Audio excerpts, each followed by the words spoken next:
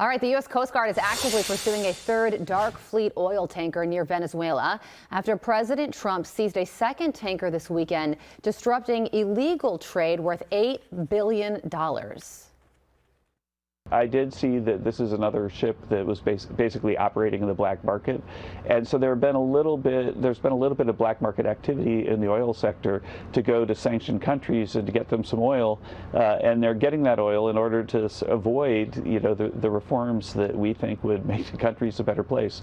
And so it's not a lot of oil compared to world supply, and so I don't think that people need to be worried here in the U.S. that the prices are going to go up because of these seizures of these ships. There's just a couple of them, and they were black market ships. Former Deputy National Security Advisor Victoria Coates joins me now. Victoria, great to see you as always. That was Kevin Hassett talking about the economic impact of this, essentially saying nothing to see here. But overall, how significant are these oil tanker seizures, and where do you see all of this going? Well, good morning, Carly. Good to be with you. Now, this is very important in terms of getting Nicolas Maduro out of Venezuela. These so-called shadow tankers, these are old vessels that aren't properly maintained. They're not properly flagged. They don't follow the rules of commercial shipping. So they're actually quite a liability that you could have an accident really easily with them. But they're in Maduro's essentially dark money ATM. They're the way he keeps cash flowing into Venezuela under our sanctions. And it is perfectly legal for us to interdict them when we come across them on the high seas. So this third one, the Bella, so-called, is now being pursued by the U.S. Coast Guard, and that is then oil that we can sell, put the money in an escrow account for the Venezuelan people.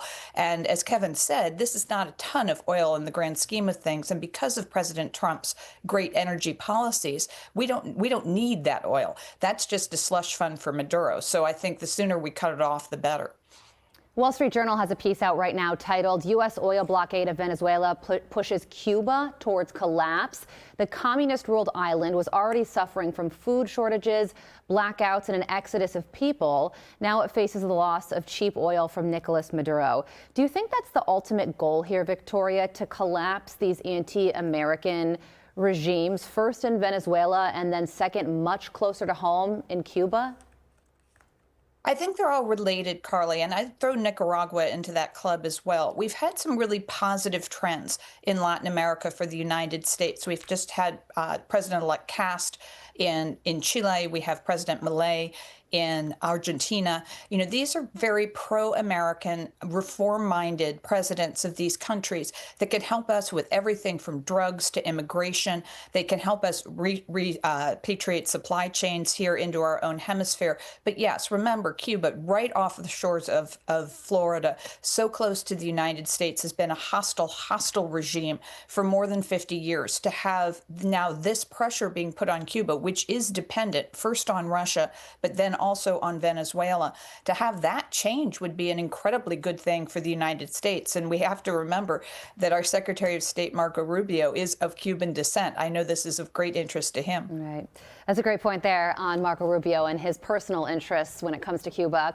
Moving over to the Middle East, things are not slowing down there because Israel is very concerned that Iran is expanding its ballistic missile program. And Prime Minister Benjamin Netanyahu is apparently going to be speaking with President Trump at some point this week and giving the president options for attacking Iran again. How significant could this be? Well, I think it's important what you might call maintenance. After the 12-day war in the spring, both the United States and Israel said that there had been severe damage done, both to Iran's nuclear program and to their missiles, but that both countries reserve the right to go back in and do more maintenance if necessary, if the Iranians tried to reconstitute. And the Israelis seem to think that there is evidence that that is happening. I tend to believe them. They generally know what's happening in their backyard, just like the Western Hemisphere is our backyard. And so, yes, I think the Prime Minister will talk to President Trump. He's coming to Mar-a-Lago on January 29th for further consultations. This will be, I believe, his fifth trip to the United States this year. It's historic, unprecedented coordination between the United States and Israel. And, judging from the success of the 12-day war, if there's more action needed on Iran, I would judge that they're going to be successful.